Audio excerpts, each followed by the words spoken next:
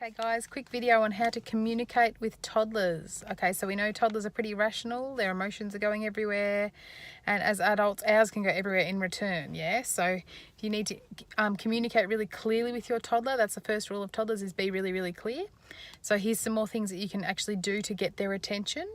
The first thing is to just keep calm, for starters. But here we go, get down to their level. Most people do that, they get right down to their toddler's level and talk to them then. Look them in the eyes. So you look them in the eyes so they know exactly that you're talking to them. They're like this. No, you're talking to them. You get down on their level, look them in the eye. You are calmly doing this. You're not being rough with them. Hold on to their hands. You can hold on their hands so that they know they can't get away, right? Which sounds really harsh, but they can't get away. This also works really, really good, really, really well when your toddlers are doing something that you don't want them to do. So you can hold on to their hands and say, I don't want you to do that. And they'll remember that. That's another thing we have to communicate, obviously. Yep, so get down to their level, look them in the eyes, be calm, hold on to their hands so that they're listening, or their wrists if you need to. After you've said what you need to say, well, actually, while you're saying it, keep your voice calm and controlled and firm. If they're being naughty, your voice can sound quite firm, yeah, because you really want them to stop what they're doing. So if they're hitting a friend, you can say, we do not hit our friends like that. This is what we do.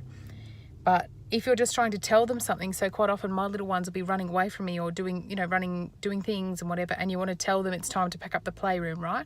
So you still need to communicate that to them. So get down with them, hold on to their hands and say, it's time to pack up now. Let's pack up the toys together. And see how my voice is much lighter, much more friendly. They're not in trouble. I'm just letting them know something that I still really need them to listen to, but they're not being told off in any way, and they shouldn't have to feel like they're being told off. So keep your voice quite light unless you are telling them off, in which case you can have quite a firm voice, obviously.